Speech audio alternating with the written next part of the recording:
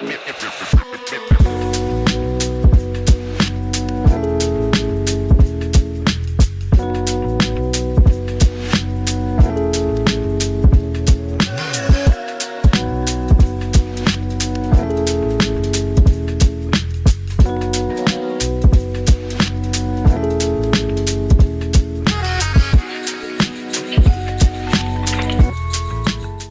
calm before the storm. That's what today is. This is our last show before we're on Radio Row in Las Vegas. And the combination of those two things is going to make one hell of a storm. A storm, a story. I think that Las Vegas this next week, might end up being the most hungover city ever. Wow. It's going to be a great weekend. Or a great week. Yeah. That's crazy. 5 days in Vegas? Yeah. I actually just had to change to 6 days in Vegas because I have a meeting I have to go to on Saturday there. So you're leaving tomorrow? No, the following Saturday. So Sunday to Saturday. I've never done that in my life. That sounds idiotic, to be honest. It does. But like NFL media goes pretty hard at the Super Bowl from what I've experienced. So you're saying we're a cool crowd? No, not saying that at all. And combining that with Vegas, man, I'm scared. I'm excited. It's going to be a blast. And before we dive in and give you a preview of what this is going to be like, we've got some other things to talk about. I want to welcome you into the DNVR Broncos podcast. We got Super Bowl 50 champ Todd Davis, Ryan Koenigsberg, Zach Stevens, here rolling with you today. And before we dive into the topic of how can the Broncos become the Lions, the 2.0 Lions, like Sean Payton has talked about, Todd, you have the awesome perspective of having gone through this before as a player, this Super Bowl lead up. And next week, we're going to start off every show by asking you, okay, what was Monday like during Super Bowl week as a player? What are players expecting on Thursday? And then get some inside stories of maybe what happened throughout the week. But let's start that today.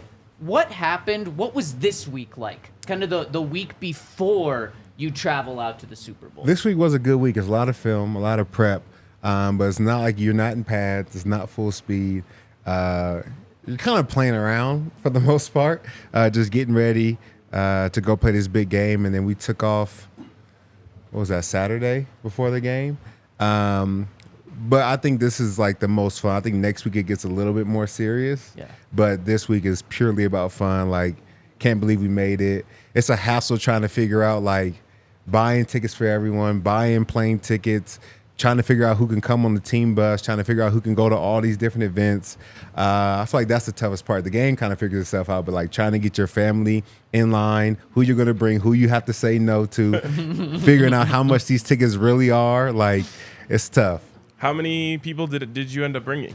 Oh, man. So I had my mom, my dad, my sister, my wife, my father-in-law, and then 3 cousins and uncle, aunt. So 10. Oh, yeah. And you get 2 tickets for free? I don't even know if we did got I that. don't think so. No, yeah. So I think they're like, what we paid for were like $1,800 a piece or something my like God, that. So 18,000 just for my family to be there. And you're still on a rookie deal then. Yeah. You do It's get a crazy. bonus for going to the Super Bowl, though. Oh, Yeah, that's but true. by the time you're done buying tickets and buying flights, like, you're playing for free whether you win or lose. And you already bought Christmas presents for people since that was like a month before. Exactly. So it's funny because I feel like I was on a rookie contract then, so I couldn't even imagine, like, after my second contract, had we been going, I probably would have had 50 people there. I don't think Crazy. people realize that when, like, the broadcast has, like, he's got 50 friends and family Yeah. here in the stands today. It's like, yeah, that all came out of his paycheck. Exactly. And I don't even think your family realizes it either. Oh, yeah. Everybody's just like, I want to go to the game. Yeah, You're gonna bring me to the game. You're like, all right, man. I get 2 tickets for free, and then everybody else I'm just paying for. So this week was, it's not like the bye week that you get if you're the number 1 seed. Because you guys also had that bye week. Isn't that more so of an off week? Because actually you don't know who you're playing. Right. So that's really like, we're gonna chill, we're gonna get healthy, we're just gonna like maybe go over a couple things that we did wrong throughout the season, clean that up, but you're really chilling because you don't know who you're preparing for. And then sometimes we would watch like both teams. Like, so every day we would pick another team to watch to kind of just get like a little feel for them because you don't know who you're playing. Yeah. And it's not even like you can say, oh, let's all watch this game together, because you don't even know who you're playing depending on how the games shake out. You know what I mean? Because it reseeds. So if the 6th seed goes and wins, well, now you're playing them. True. Yeah. It's crazy. Were guys like, so was this week like partying was on the table? I think every week with that team partying was on the table. I don't think there was a single time that I think even in Santa Clara before the Super Bowl partying was on the table. Like, it was always you always won, there. so no one can complain about it. No. And that's not called partying. That's team bonding, right? Exactly. Yeah, exactly. Team That's how building. you present it to the coaches. Exactly. And it's funny because we didn't go like super hard like partying, but I remember in high school we tried that mentality and it didn't really work. So like we were undefeated my sophomore season, hadn't lost a game, and we're going to play this team that we should like blow out by 50 in the 3rd round of the playoffs. We end up losing, and we find out like the night before, like half the players tried like shrooms and ecstasy for the first time the night before, and then everybody's out there like sluggish and can't play. So it definitely depends from team to team if you guys can like, you know, really hang. Wow. That is reckless. Yeah, that's crazy. It's crazy. Maybe that's why my football team wasn't that good. We didn't party enough, is what I'm getting from Todd. Yeah. All right, let's dive into this. Maybe that's what took the Lions from 3-13, Dan Campbell's first season in the NFL, to 9-8, and then to the NFC Championship game was just a little more partying. Maybe. Or maybe find that right balance, because too much partying, as you said, might not be the right thing. But let's look at this, because when the Broncos were 1-5, Sean Payton said, what's your message to the team here? Like, Caleb Williams all the way, or how do you keep this team involved? And he said, we look at the Detroit Lions and what they did last year. They started 1-6, and then they finished 9-8, just missed the playoffs. And the Broncos, credit to Sean, were very close to that. Obviously, finished 8-9, weren't as close to making the playoffs, but still had a massive turnaround compared to that 1-5 start. So then we see what the Lions did this year, the NFC Championship game. Would you sign up for that season right now? I would love to go to the NFC Championship game as Heck the Broncos. yeah. Yeah, that That'd would be crazy. incredible. That would be a wild season. So what has to happen for the Broncos to continue their turnaround? Because we know Sean Payton didn't come here for 8-9 seasons. I think it's first important to note that while there are parallels, there are some very big differences. And so I think you have to accept those and then say, okay, well, what about the Lions can you take away? Because one of the things that you almost certainly can't take away is continuity at the quarterback position. Yep. And when it comes to sustained success, wow, that is a mouthful. That's going to be really important every single time. I mean, look at all of the teams who are, doing it right now, who are in the playoffs, who are winning these games. Brock Purdy at least is in his 2nd year with that team, but like Josh Allen, Lamar Jackson, Patrick Mahomes, Jared Goff. Yep. These are teams that have had someone in place and have been building around them, and the Broncos just aren't going to have that. And to be honest, I think if I'm naming 5 things that is a reason for why the Lions have been, when we're able to make that turnaround, continuity, especially at the quarterback position and coach and offensive coordinator, is a big part of that. So I just think that has to be acknowledged first. That's number one. That's absolutely the number one thing that has to happen is, and I said this a couple weeks ago, Sean, if you want to continue to point to the Detroit Lions, you have to keep Russell Wilson. Now, I don't think he's going to keep Russell Wilson. Yeah. And when he does that, you have to expect not necessarily a step back, but that's, Ryan, I totally agree with you. That's the number one thing with the Detroit Lions is they got great quarterback play, and it was the same because how were they able to carry over that momentum? They were able to keep pretty much the team the same and add pieces. They weren't tearing it down specifically at that number one position. So Sean can't come up here and talk to us about how they want to continue the path of the Detroit Lions if they change quarterbacks. Now, saying that, I think there's still some quarterback options that could be out there for the Broncos that would allow them to kind of pick up and start right there. number one name that pops out, which might be the most Jared Goff quarterback of any quarterback in the NFL. You know who I'm thinking of? That Baker? could be available. Close. Kirk Cousins. Like, he could be available, and actually, that might make me think, wow, that you would be losing the continuity for sure. Like, that might be the closest comp to a Jared Goff, and also someone that I think Sean Payton could really work with. Yeah, I think that's definitely, a big factor. My biggest factor is we have to draft well. I think what they did this year in the draft was phenomenal with Jahmyr Gibbs and Laporta. Those are two people that weren't on the 9-8 team, but were a huge part of their success coming into this year.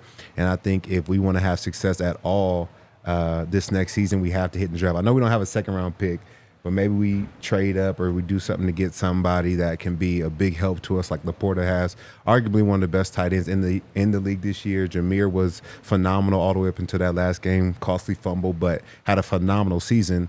We have to draft well in order to have success. And then let me add to those two guys. They also had. Can I? Yeah. Are you still talking on draft? Yeah. Okay, go ahead. On the draft, they had Campbell, the linebacker. Was it Jack Campbell? Yep. He was your guy, Jack Campbell, who was their starting inside linebacker for pretty much the entire season. And then Brian Branch, who might have been their biggest playmaker on the defensive side of the ball. So 4 guys, that's unheard of. Sean Payton has had one draft like that. Where he got impacts in 3 different positions, but you're 100% right. I think that's probably outside of the quarterback position. That's probably the number 2 thing that really propelled the Lions this year was an incredible draft. Yeah, there's something about that though that I feel like sometimes gets overlooked. Teams that have continuity, like I mentioned, are better at drafting because they're not trying to pick and choose and find pieces that are filling holes for them.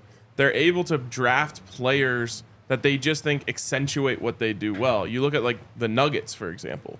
They're like the ultimate poster of continuity.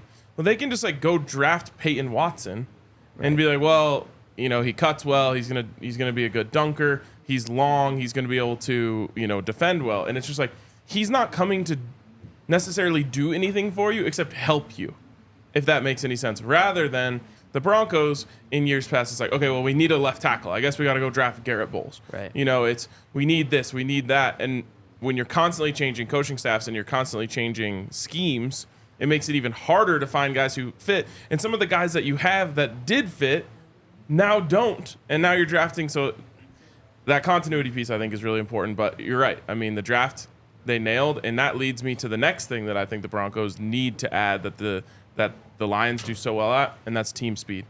I think that is almost speed kills. To me, it's top 3 as to what made their offense go. It might even be number 1, but I don't want to take away from Ben Johnson because I think he's awesome too.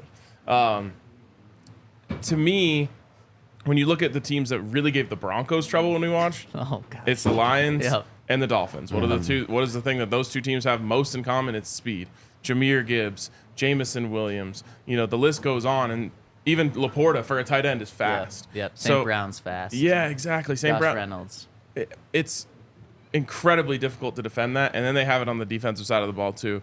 And you look at them, and it's almost like a Madden team, and the Broncos really, really lack in that category. I mean, really lack. Yeah, and we know how that, especially the Dolphins, well, both of them. Jared Goff threw for 5 touchdowns against the Broncos. But then we know how the Dolphins sliced up the Broncos defense, and that was kind of the turning point for them. But you also look against the 49ers' great defense. How did the Lions get their first score? It was a Jamison Williams end around that went 40 yards because of that speed. So absolutely that's one. And then there's one other really big factor that I want to get to after. Have you guys done Super Bowl squares? Yeah. One of the biggest issues with Super Bowl squares is it's all random. Like, you just draw random numbers, and you draw, what's a terrible number to draw? 9? Yeah, 1, 8.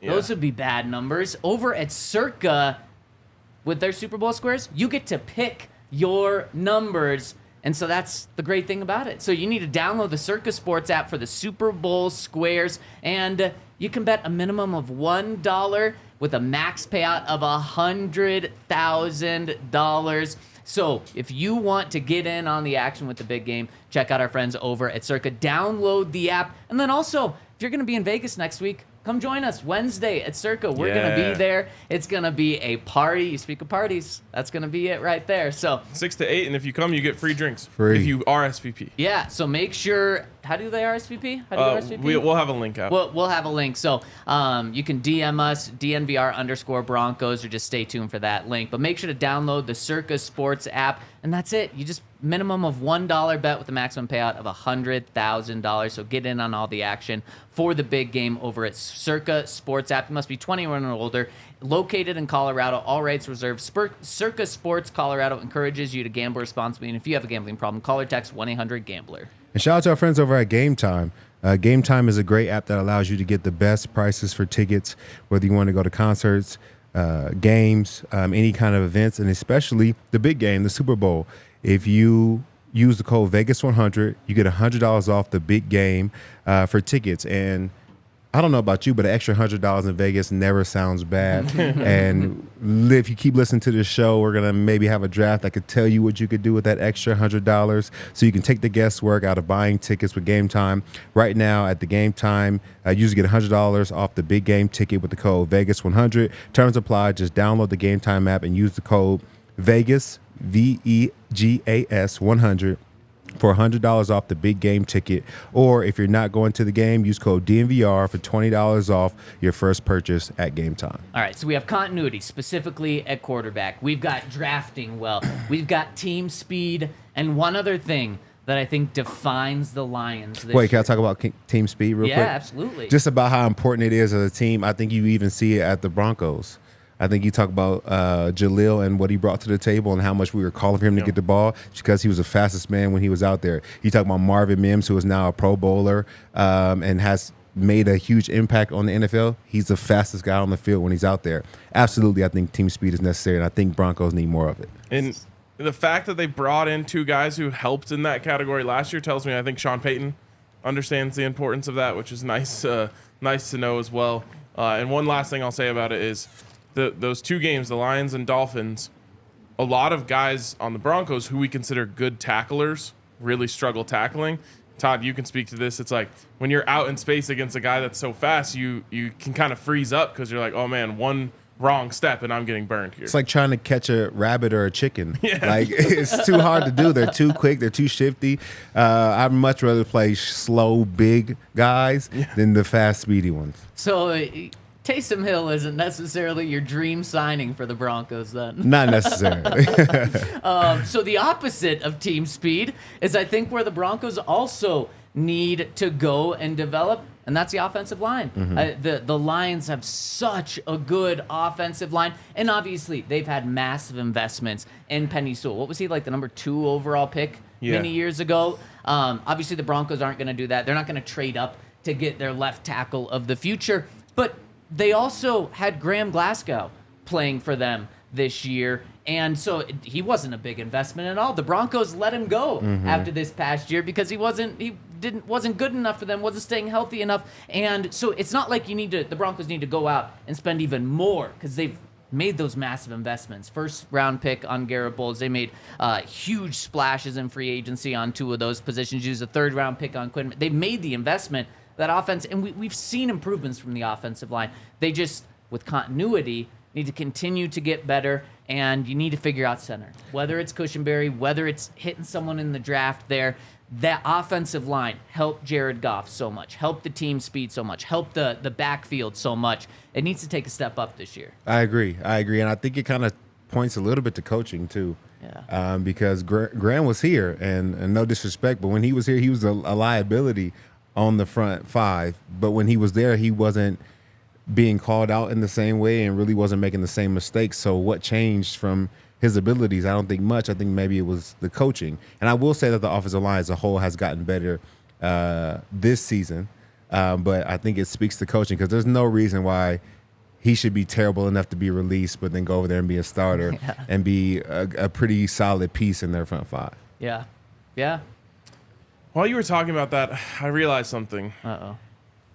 For all the people who wanted the Broncos to tank they should be pounding on the table right now saying, you're forgetting something. And it's that the Lions were so bad that they got very, very high draft picks, and then they hit on them. Yep. Aiden Hutchinson, Penei Sewell. I think there's got to be one more in there that I'm not remembering. I mean, Jahmyr Gibbs was what? Aiden Hutchinson? Yeah, I said Hutchinson. Okay. Hutchinson and Sewell. I mean, Yep. that alone, you have the best player on each side of the ball in the trenches for you. Yeah. And even when the Broncos were almost that bad, they didn't hit on their picks. Yeah.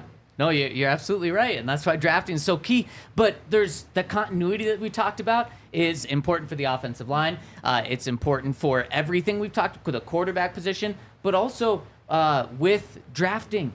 That is so important to have the offensive or to have the continuity, because not just with the coaching staff, but with George Paton. That is a big reason why you keep George Paton around, is because now he's been around Sean Payton and his staff for an entire year. Vance Joseph is returning. So now the personnel and coaching should have a really good understanding of what each one is looking for, and that should help. And that's a big thing.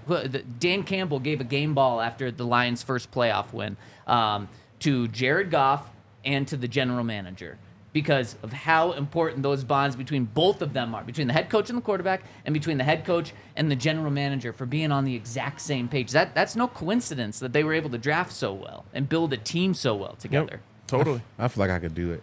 I feel like I can evaluate talent. Yeah. How do you feel like you could draft pretty well? Man.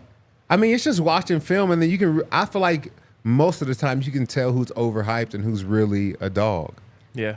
I feel like a lot of times teams get too caught up in what happens from now until the draft, and they lose sight of who's a good football player. Like Brian Branch.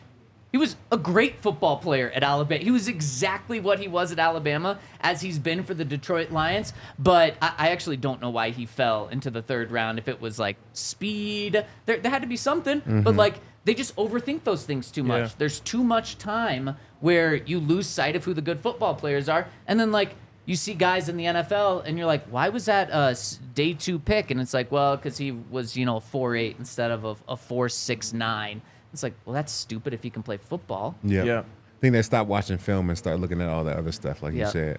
There's a time, I think, right now, I think they're watching film, but as soon as the combine starts, or even the Senior Bowl, I think everybody starts watching film and they start trying to pick out the guys who have a good or bad day on certain days of the year. But everybody's going to have good or bad days, but it doesn't negate everything you've done for 4 years. Yeah.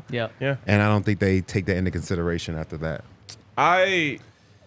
Now that I'm thinking about it, of all the things that happen in the NFL from a high level, if I'm trying to decide the one thing that I think I could do for sure, it would be drafting. Yeah. Because you just find good football players. There's another part of me that thinks I could call offensive plays, but for whatever reason, there's something in the back of my head that says it's got to be harder than it looks. You know what I mean? Because I feel like I could do it, but I'm trying to give those guys credit, because there's so many people that get paid millions of dollars to do it and are bad at it. Yeah. And you would have to assume that they're in the top 1% or better of people in the world who could do this, or the NFL is just really bad at hiring these people. But it's probably the other thing. It's it's similar to quarterback. There's only 10 really good ones. Yeah. So I have to tell myself nah, I don't think you could do it. But like you mentioned, Todd, this is just being able to use your eyes to be is this guy good at football or not? I think a perfect example is Tank Dell. The whole world watched that guy and was this guy's really good. Yep. And then somehow he slips to the third round. Yeah. And then he comes in and he balls out. It's what are we doing here? Exactly. What about game management? That seems to be one that should be so easy and that you shouldn't mess up. Especially, you got people upstairs in the booth helping you with that. And I guess I can understand if you're a play caller and you're also the game manager, how those two things might sometimes cross paths. But then that's why you just hand one of those responsibilities off to someone. I feel like that's something that just is mind-blowing when a head coach gets that wrong. I think so too, because I feel like the play calling should time up with the time in the game as well. You have to look at the game clock and see what you have to work with and know whether you want to bleed the clock, if we got to go hurry up, if we need to spike the ball. You should be constantly looking at the clock, because that determines what plays to some extent what plays I am calling. Yeah. You know? Yeah, yeah. And the crazy thing is Sean Payton, obviously a great play caller for 15 years more than 15 years in the NFL, and a really good game manager too. But he even had more mess ups and mistakes than he should have from a game management perspective this year. It's one of the places where I really think that coaches would help themselves by playing Madden. I'm not even kidding. Like, you know, you get into high stakes games and you like have to know how to manage the clock. And you can do it. You can get 50 opportunities a day to do that. Like, exactly. To get that experience. Legitimately just simulating Yep. what it's like. Yeah, I'm being so serious when I think that would help a lot of them. There's one more thing that I think would help the Broncos take the jump this year, and it's just a reality that the Detroit Lions had some help in their division. Aaron Rodgers left. Now, Jordan Love took a big step up, so maybe that wasn't as big of a thing, but they had a Hall of Fame quarterback leave their division, which made it a little easier, specifically in those first 8 weeks when the Packers were still trying to figure it out. And then Kirk Cousins, the next best quarterback in that division, got hurt midway through the season. So typically, there is a lot of luck. I mean, that Super Bowl 50 team, you guys were incredibly healthy. And typically, if you look at Super Bowl teams, the Chiefs last year were incredibly healthy. I think the time that their starters missed to injury was the smallest percent in the NFL. That typically plays something, but then also the teams in your division. I'm not saying the Broncos need Patrick Mahomes or Justin Herbert to get hurt, but just some things. Maybe it's balls falling the wrong way for the Chiefs or in games. Things like that play out as well. For you to take a 3-game step this year that the Lions took? Yeah, totally. I mean, every sport, every champion was lucky in one way or another. Right. They're also really good, but it's not are you lucky or are you good? It's are you lucky and good at the same time. Right. Yep. 100%. And I think it works in a lot of things that luck and preparation have to come together. I think even in what we do in the success of DNVR, like somewhere along the line, you have to get lucky with sponsorship or a collaboration, like something falls into place. So I think it's definitely necessary for the Broncos. I think we got rid of the curse. I think that's over. So now we got to get Lady Luck on our side. Are we going to have Lady Luck on our side next week? Yes. Yeah, for sure. We're bringing her. On the tables, at Radio Row, like Everywhere. we're everywhere. Okay, Everywhere. those are the vibes we need. Yes. I love it. Ryan, who do you think would be the best rugby player among the four of us in this room right now? Todd. Here. Todd, you talked about how maybe you want to get back on the field.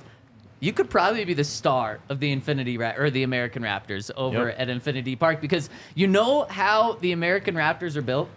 How? It's from ex-athletes that either want to continue to play, have retired, won Super Bowl 50 championships. I actually don't think they have that one. All right. I think so. Probably don't If you Yeah, want to look at 'em. join, because they're comprised of like athletes that whether they stopped playing after high school, whether they played in a professional league and stopped, they build their team from ex-athletes. So if you want to join their team, you can do it. Todd, you can do it. I could try. I don't know if I'll make it, Come but on. we can do it. And their season I would is pay starting. to see that. Oh man, me or Todd? you. Yeah, me and Todd going up against There each you other. go.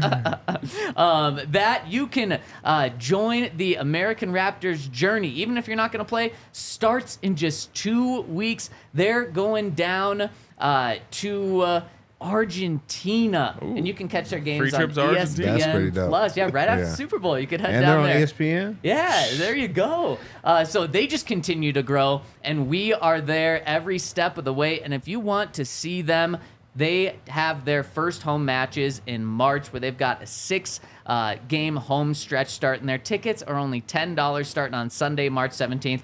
So if you want to catch some rugby, make sure to check out our friends over at AmericanRaptors.com. And also, we've got our guy Colton Strickler covering the team, so you can follow his weekly podcast over at DNVR Rugby. So make sure to give him a follow over at DNVR_rugby on Twitter or X, and then also follow Colton Strickler. So get in on the action over at AmericanRaptors.com. Also, shout out to Empire today here at DNVR. No We jingle? don't just have you covered from head to toe. We have you covered from roof to floor. Dang. Red Hawk Roofing, Empire Today's got you with the flooring. Impressive. Our friends over at Empire Today are the best when it comes to flooring your house or your business. So make sure you check them out, and make sure you schedule a free in-home estimate, and then you can receive $350 off when you use the promo code DNVR. So go to empiretoday.com/DNVR and get $350 off your new floor. Yeah, imagine what that could do in Vegas. That would be. You couple that with the game time 100. Yep. Broncos need a new floor. Like, just raised up. And blow their ceiling apart. Yeah, exactly. And then call our friends over at Red Hawk Yes, to put one back on. Okay, speaking of Vegas, let's jump into our first off-season draft. Draft season, baby. That's why I'm here. We're going to be in Vegas next week, so we might as well do the Great Las Vegas Draft. Who wants to get us started? What order do we want to go in? Okay, we have to just establish something quickly. Okay. I feel like you have to be specific in your picks. Okay. So, I'm like, screwed. for example, you can't just say, like, gambling. Uh-huh. Because that just takes away too much from everyone else. That was number one on my board, was Wow. gambling. You always do this. You're always trying to, like, skirt the system by picking 14 things at once. Okay, so like a specific gambling game. Yeah, a game or a vibe, you know. You a vibe seems pretty open-ended. You'll know what I mean when I discussion. explain. Okay, well, why don't you lead us off? All right, I'll go first. To me, the single greatest thing that you can do in Vegas is playing craps with a squad. Like, Good one. the whole team's winning, everyone's together, you're hitting the point, you're rolling it out. That to me is a vibe that just can't be replicated anywhere else in any way.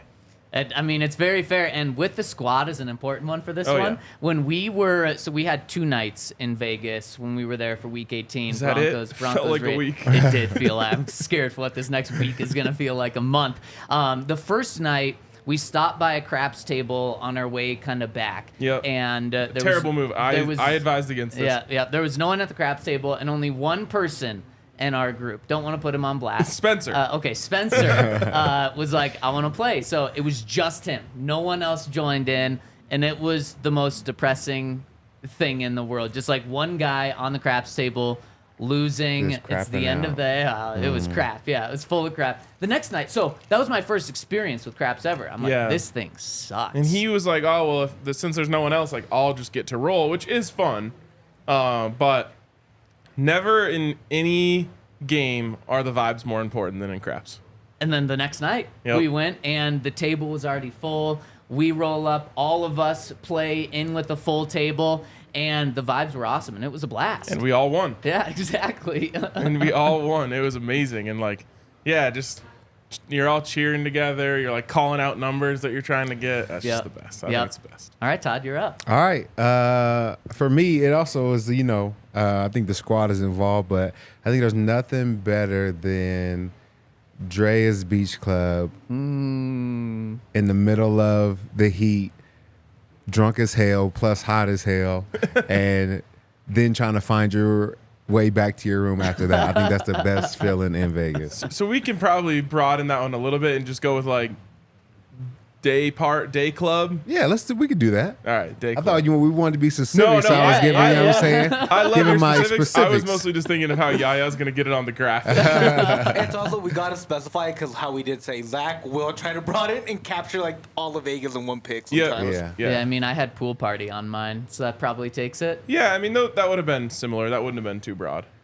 But you would have said, like, partying. No, I had pool party on here. Okay, well, I'm gonna take this one, and I'm gonna go blackjack here because that was the other game that we played more than anything else when we were there. So I'm gonna go blackjack, and I get a back-to-back pick. So I need you to make me a promise as someone who just picked blackjack with your number one pick. You got to play by the book this time. You know, I thought that someone was going Please. to tell me that last time, and no one did. So I was just like, okay, here we go. There was no telling you anything, my guy. Let's just say it worked a lot better when I did play by the book. Sure So did. yeah, Everyone. I'm gonna stick by the book this time. That's for sure. Yes, because it's a lot of fun. It is Especially fun. It with is really fun. especially in Vegas, like different hotels have different rules or like different gimmicks, Yeah, actually, I had never played the gimmick blackjacks until last time we went. and it probably benefits them by far, or else Some they way, wouldn't give you the yeah. gimmicks. I mean, the one that we were playing with the free splits and doubles, I think actually benefited me more. I don't know about everyone. I think they're always going to make it so they win in the end. But we played free splits and free doubles blackjack, and it was so fun because you just never have to think about it, and you just always keep getting more and more cards and having more chances to win without even having to put more money on the table. Yeah, I'm looking for that when we get there. Yep. Okay, so my next pick, since we're doing a little snake draft here, this is, I don't know how this is gonna come across. I'm gonna go open container. Just drinks everywhere in Vegas. There's no stopping it. It feels so wrong, yet so right when you're there. That's totally fair. Absolutely, love that. Number 2 for me in also Vegas. have that in Mobile, Alabama. Number 2 for me in Vegas. I'll keep it broad. Just amazing food. Okay. Whether it's Carbone or Catch. There's so many good restaurants and you can have whatever you want. Go to Hell's Kitchen. It's a great spot for food. Yeah, it is. It's so funny because you can really go down any path you want. Like the first 6 times I went to Vegas, I was just like eating In-N-Out and McDonald's. I was just trying to like save every penny to be able to use on gambling later that night. But you as you grow up, you realize like, oh man, you can have some of the best food in the world here. Yeah, it's so, and because they don't limit themselves to any cuisine. No, and everything. You also get like every single big chef wants their restaurant there. Yep. So people are coming to you to be there. Exactly, that's it. All right, well, this is gonna just keep being very me. The sports book. Yeah. Watching a game in a sports book is so different from any other sports experience, I think. Yeah. Especially a big game, like whether it's the national championship or even just anything in March Madness. But what's cool is just everyone has different things that they're in on, and so everyone's allegiances aren't necessarily with the game itself. Right. And you wouldn't want that all the time, but it's really fun when you're a part of it. Like the first touchdown of the game, there's always like 3 people in the sports book losing their mind, because they called it. So I haven't done it yet, but I really want to watch a Super Bowl in the sports book because I think it would just be so electric. Specifically Circa, where it's just the biggest sports book of all time. Yep. I think it was when we were there, the Texans were playing the Colts. Yep. And it was like first play of the game, 75-yard touchdown to Nico Collins, and like the place just came undone. It's so fun. Yeah. Man, going there for a weekend of college football all day Saturday and then NFL all day Sunday would be insane. Sportsbook has lost a little bit of its luster with legal sports gambling, but there's just still something about it. Yep. And the NFL teams that are, or the 49ers and Chiefs are staying far away from the strip. Smart. So that there's none of these things that get people. And NFL players, personnel, anyone that works for an NFL team is not allowed to walk into a sports book at all. That's not policeable. But could you imagine? What is it? What defines walking into a sports book? Because like you can just walk through Circa and be like basically in the sports book. I don't know, but there's a memo was sent out to both of those teams yesterday. They said no personnel can be inside a sports book. Could you imagine if like Travis Kelce is walking through a sports book and like he doesn't do anything, but someone catches a picture of him next week and it's tweeted out? They would know as soon as it happened because the facial recognition at those casinos is top notch. Yes. And the NFL is the FBI. I don't care what anybody says. They know what everybody's doing. They're not surprised by anything. So if it popped up on the cameras at the casino, they would notify the NFL through the FBI like immediately. And then the NFL would either scrub any evidence of that, or they would make it very public and totally blast the Depends person. on who it is. Travis for sure, no. Or They would tell him, hey, no.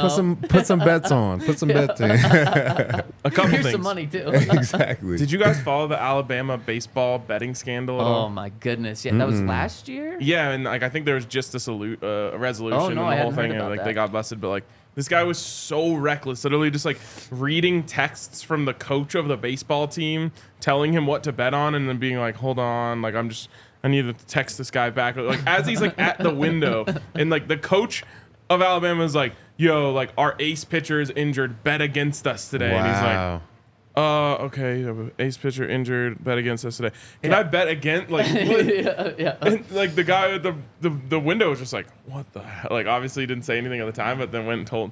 Anyways, that's one thing. Well, and also with that, I think it was like this was a midday Thursday game. It was Alabama against some like nobody school, and the guy bet like $50,000 on the game, where there had been like a total of like $500 in total wagers on this game. He bet 50,000. This guy's crazy. Over under 1.5 players sent home from Vegas. Was it Super Bowl 48 where someone was sent home? Or was it I think No your Belichick, squad? right? No, ours your was before. Then it was 48 then. No, your team had one person get Yes, sent it home. was then. At the Super Bowl? Yeah. Maybe practice squad Yeah. I mean, very, very far down the roster. for something that could happen in Vegas. You could be caught for in Vegas. Yeah. Yeah. What was? I don't even remember. It was soliciting. Yeah. Really? Yep. Trying to get some hoo-ha, huh? That's In crazy. California, where Yeah. not as legal. Yeah. It was like a sting or something. Yeah. Got Wow, busted. I don't even remember that. It's Yeah. like him and his brother I or think something so. like Yep, that. yeah. Yeah. I think it was. I actually don't fairly remember his early. name, or else I would say. I don't either. I think it was Monday or Tuesday of the week, so it was early in the week too. Wow. So Kubiak did a great job of hiding really it. making it not a big deal. Maybe I may remember something, but I don't remember that. And like, I just don't understand. It should be. It's pretty. It should be easy. I mean, Yeah.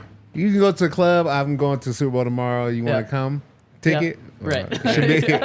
Yeah. I mean, you're in the Super Bowl. Man, It's got to but be worth something. there's over 100 people, 100 players there. Yeah. 1.5. I'll say under. You think a over under 0.5? I'm taking over 1.5 Wow. because it feels like there's always one. So I just feel like the Vegas effect will add another one. Oh man, who's it gonna? A big name? No, No. it's not gonna be a big name. no. no. But like, yeah, I mean, yeah, it's gonna happen. It's gonna happen for sure. Oh man. Okay, where are you going? Third pick. I'm gonna sound like such a degenerate after this draft, but I guess I really am. I'm going free drinks. Yeah. There's so many free drinks Yep. in Vegas. Whether you're coming to, the DNVR Circa party Yeah. on Wednesday, or you're just like chilling at a slot machine or at a table, they're just always bringing you free drinks. And I feel like I've become an expert on how to not pay for a drink while I'm in Vegas. That's. Smart. I don't This know. must if be I, how attractive women feel all the time. Because I feel so smart when I get a free drink. Yeah, I think You're I a paid pretty for- attractive woman, RK. I'll say Oh, that. thanks. Yeah. I think I paid for one drink while I was there. That's incredible. That's what I mean. Wow, that's a great point. Just play the game. All right, Todd, where are you going here? With the third, I'm actually going something like something that I love to do. I don't know if everybody does it, but right after the day party, between the day party and the nightclub, there's a nap that you get that is better than any nap you have Wow. the rest of your life, because you barely wake up to get to the rest of the night. Like, you're drooling and everything. Like, that 3 p.m. to 8 p.m. nap in Vegas, Yeah. oh, that can't be beat. Vegas also Little is recharge? one of the places where you can't tap out. No. So like, if I was at a day party in Denver and then was also invited to do something that night, I would be like, oh yeah, I can do it. And then I Right. would drink at the day party, go Uh-huh. home, take a nap, and then like text my friends like, yeah, nah, I'm not making it back. You can't not make it back out in Yeah, Vegas. no. Like, you don't have a choice. You got to. Yeah, it's a really good point. I can't believe this one is left open, but Todd, you just said it. The nightclub. That's how you finish your night. Got to. So Classic Start Zach your picking morning. something he's never experienced. well, maybe you guys can show me the way next week. I don't know. I mean, I'd like to experience. I think I've only experienced like a couple of these on the list here. So Just maybe you guys reminded me of can show me Michael the way. Scott. Oh, I'd like to be a part of an inside joke one day. Yeah, I would too. I would too. And then to end this off, I'm gonna go the Bellagio fountains here. A Wow. little different route to kind of get the different crowd here. Because Todd, we're gonna put this on social media. Okay. We're gonna have people vote to see who has the best list. I already think it's between you two here, and I typically win these. just so you know. But I think it's going to be between you two here. Yeah, I don't think you're winning this one. Yeah, I agree. Also, usually I look at your draft and I'm like, this is very Zach draft. Not this one. No. Maybe the last one? Catch a good fountain show? Yeah, that seems like it. That's right up your alley. All right, Todd, where are you I've seen one of those, and I think I was like 12. I like the sound it makes. The music? Or just the water? The sound of the water like shooting out of the cannons. Water squirting. He likes a good one of those shows. So for my last one, I'm gonna do something that, Vegas is fun and you can party, but then you can also chill and just have a good time. So I love to catch a good Cirque du Soleil show. If I'm not going to the club, just want to hang out with wifey, or even take the kids. A good show after some great food, can't go wrong. Yeah, that's a good one. I mean, Vegas, like food capital of the country, probably the show capital as well. Yeah. I'm gonna pick something here, and I'm okay if you guys want to say I can't pick this. It's the dream that you could potentially leave rich. That is about as open-ended So as do you you want to can call get. it hope? If you don't want to do Opium? that, I have a backup pick. Is What it do you think, too? Todd? The dream, living the dream. It's just like the dream that like maybe you hit that slot machine jackpot, or maybe you hit that parlay that you're just like, while I'm in Vegas, I got to make a 10-leg parlay just to see. What's your second one? The Sphere. Those are both good I'll just ones. take the Sphere. I'll take the Sphere. It makes me look like less of a degenerate. Man, I almost went the Sphere. The Sphere is one of the rare things that's new and really hyped that everyone still likes. Like, something bursts on the scene and everyone like hypes it up, and people are like, can you believe how much money this costs? Usually people are like, nah, fuck that thing. People can't deny the Sphere. Yeah. It's just so cool. Yeah, and I feel like it's like one of the first major technological advances that is so wide open for people to see. Like, there's not many things that we have besides, like, you go to Japan and you see Tokyo and how futuristic it is. Like, this is one of the first things in America that feels like super futuristic that we can see. And it's just so Vegas. Like, Vegas would just be like, we're going to make a giant ball that, like, can reflect anything we want. And I don't know. There's just something about it that I'm like, man, that's awesome. Also, Dead & Company playing 18 shows there this summer. I think I might go. Wow. I think I might be like your high school teammates before the big game That'll be a great concert. and go to Dead & Company in the Sphere. Yes, sir. That sounds unreal. What is at the Sphere next week? Because I have to imagine those tickets would be, it's U2. Oh, yeah, they're doing a thing there. That kind of sucks. Wow, it sucks, you think? Do Wow. you guys remember last year when the Sphere was being promoted? Like That it was came out during the YouTube. Super Bowl? No, but it came out during the Super Bowl that the Sphere was coming out. Really? Because they had a commercial of U2 that was going to be the opening act, and it was a Super Bowl commercial, and everybody was like, who the hell wants to go to Are that? that many people seeing YouTube that many times? No, but like the thing is, James Dolan is very out of touch with everything that is not money at James times. Dolan should have his band play at the Sphere. He might actually at some point. But I remember seeing that commercial, and I thought, who the hell wants to see U2? But it's at the Sphere that what they were actually promoting more than anything. I wonder if they're going to put like UFC in the Sphere. Oh, with crazy backgrounds and stuff?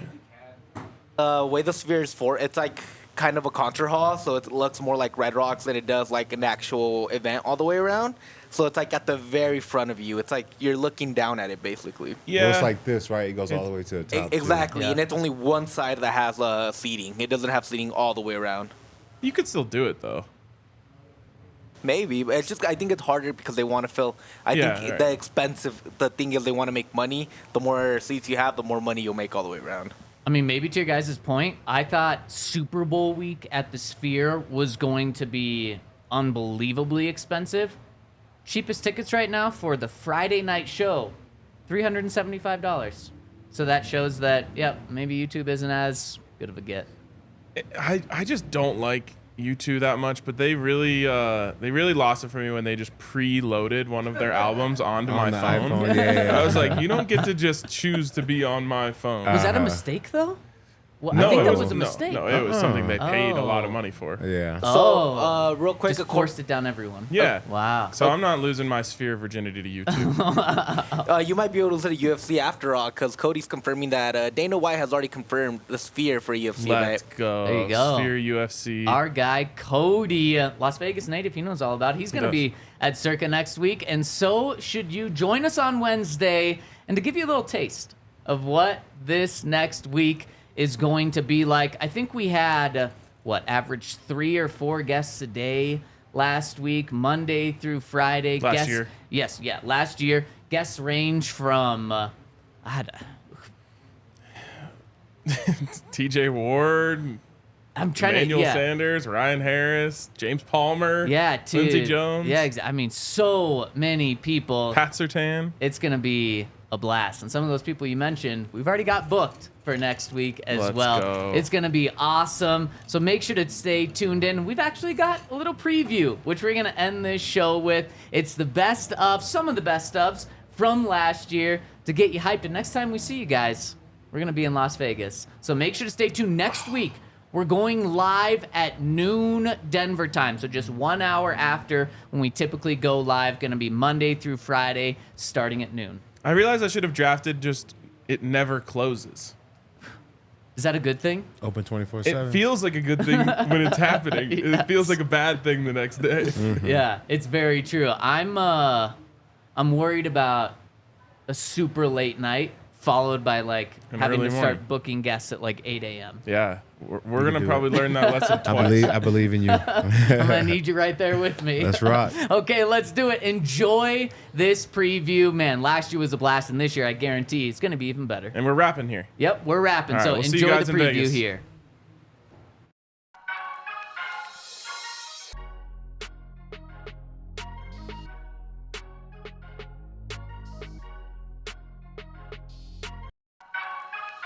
She's gonna get the biggest group of big fuckers. Yes, Fine. there it is. Shotgun a Red Bull. Sorry. We had an off had a bet. bet. We had Oh, an no off-air apology. bet, and he dropped an F-bomb. He has a shotgun a Red I said Bull. I'd do it. I said I'd do Let's it. go. Glad I did it. I was gonna Okay. just ask you to say it too.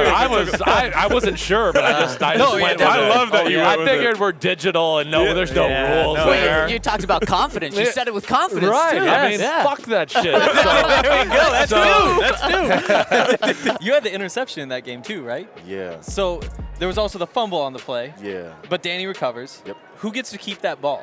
Do you get to keep the ball for the interception, or because he jumps on it, does he get it? I give it to Danny, Okay. honestly, because that could have been bad. That could have been bad. Like, even to this day, I tell Danny, man, thank you for having my back, because that could have went from a great play to an infamous play real quick. Yeah. Like, for them to, if they would have got that ball down there and scored, that game is different. So shout out to Danny Trey, man. I love you. Look, the first day that I could visit with any club was the 17th because of the league rules and protocols. And so Craig Penner, Condi, and George Paton were there the morning of the 17th. And I kind of knew where they were at. And I also knew that they had to keep grinding because no one knew what the compensation thing was going to be like. So they had to have plan B in place. I felt strong then. But I too also felt like, hey, can compensation be worked out? I wasn't worried about my compensation. It was Right. more about, can a trade be done? So at the beginning of the I process. think it was hard for you. It was hard. We had to hear it every Yeah. single press conference. I don't know how you did it. My favorite one is after the post-game interview when you guys lost and everybody's sad and nobody wants to hear Broncos country, let's ride, and Russ still snuck one in there. That was As just, he's walking off the that podium. was just painful. Yes. Just painful. I feel like day. I've seen you rock a visor before. No. No? It's a golf guy move. He was insulted that you even asked that. Yeah. I'm trying to actually think if I've ever worn a visor. Not with the hair. I don't know. Would you put the bun above or below? Yeah. I think you tried both. We wouldn't be the ones to ask. Yeah, it's Yeah. very true. Above or? I think you gotta go. You gotta go below a little. would be like two. Go top knot with it. But the way you have it now, though, you have to go It would below. be below. Yeah, It would be below. See? This Go one, ahead. yeah, this one's a little bit off topic, but we had Alex Singleton on this week, and as he was leaving, he said that next time my back was turned, he was going to tackle me. So I've been able to jumping. I think I can get away. I was wondering if you have any tips. Like if he tries to tackle me, like how do I break that tackle? How do I make him miss? Low man wins. Low man. Okay, I've got that on him. I got that on him. Low man Wait, wins. you're 6'3". Yeah, I mean, a lot of times you'll see guys know to just go low. But if anybody was to stay tall and high, then you're not going to stand a chance if you're higher than me. I'm already 6'3". Okay. So, yeah, it's easier for guys to go ahead and chop me down, but low man wins. I would love to go against Randy Moss. Yeah, that's a good one. Because that's one of the guys where I ask, legends, my dad, of course, like, who you had problems with? And he was like, Randy Moss was a different breed, so I would love to go against Randy.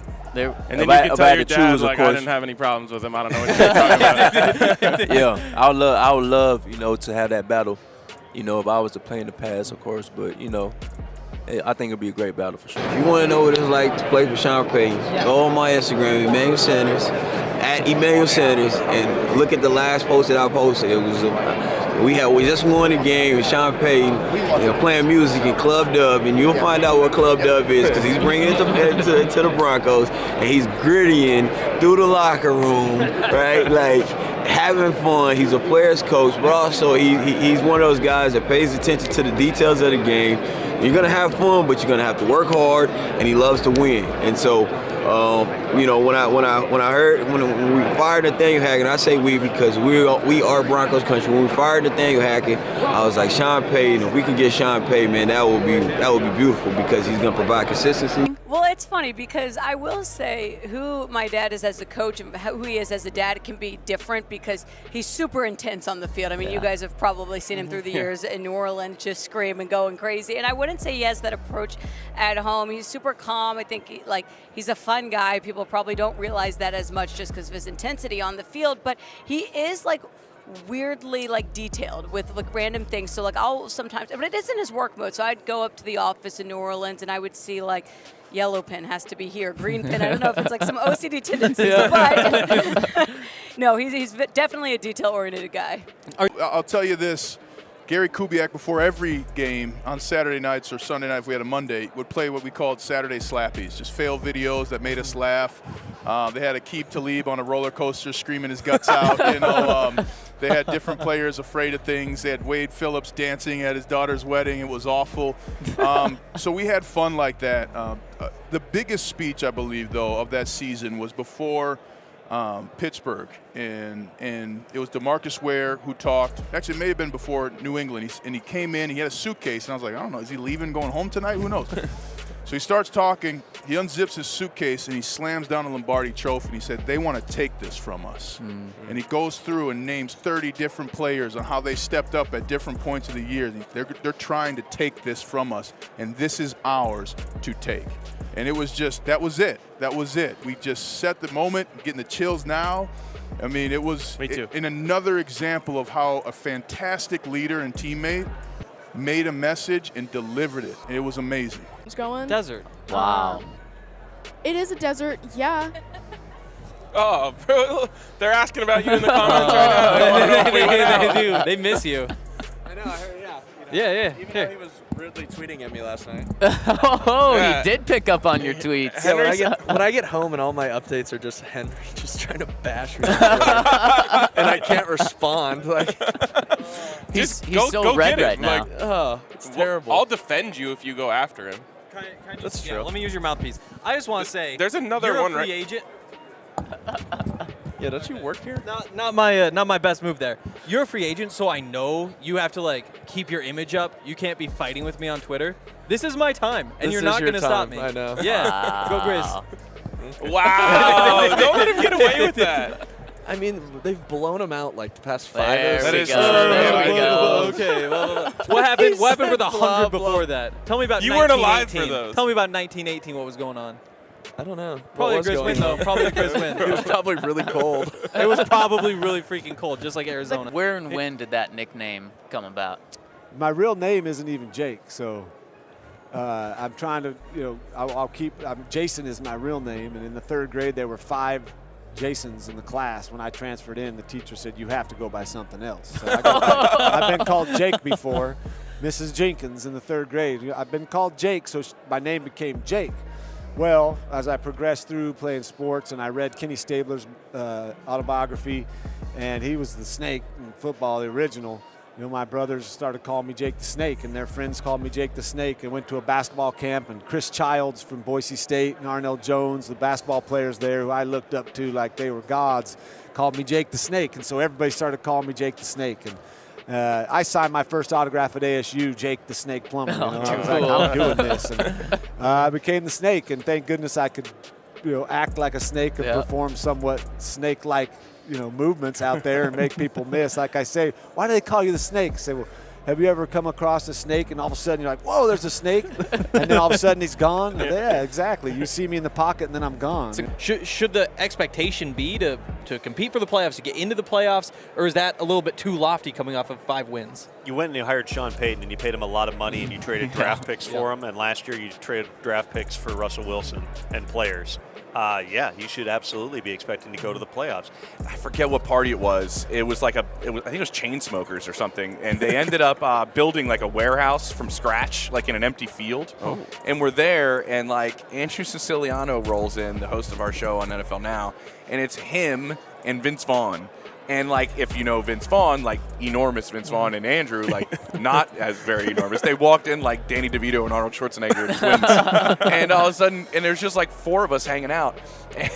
And I'm like, Andrew, why is Vince Vaughn with you? He's like, I don't know. He watched me on Red Zone. We shared a cab here, and he has nobody to hang out with. So we end up spending the entire evening with Vince Vaughn.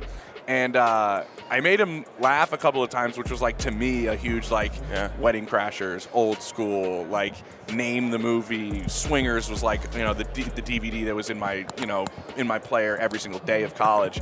And I remember asking, like, we're all, like, drinking up there and hanging out, and I was just like, I got to do this. And I was like, hey, man, do you ever think Jamie O'Hare was ahead of his time when he played the quarterback in Rudy, and do you remember he played the quarterback in Rudy that gets – he said, you suck ass. Right? This asshole thinks it's the Super Bowl. Remember that?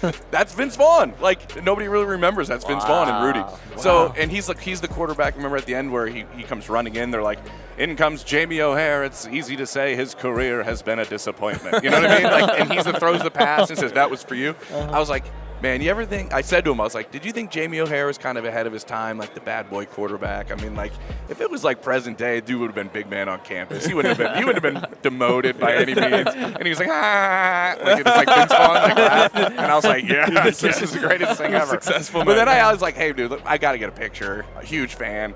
We take a picture, and then I'm having a time. I'm like, this is great. Turn on, gone. And I was like, I think I broke the bro code. And I took a picture. And the shitty part is you can't even see us. It's like so dark in this venue. It's like I'm telling my boys, I'm like, that's Vince Vaughn. They're like, yeah, sure. Comments want you to tackle Henry. Yeah. I actually... Not right now. I'm going to come by just randomly. There we go. Take his ass out. Don't think you can take me right now? Leave the cheap shot.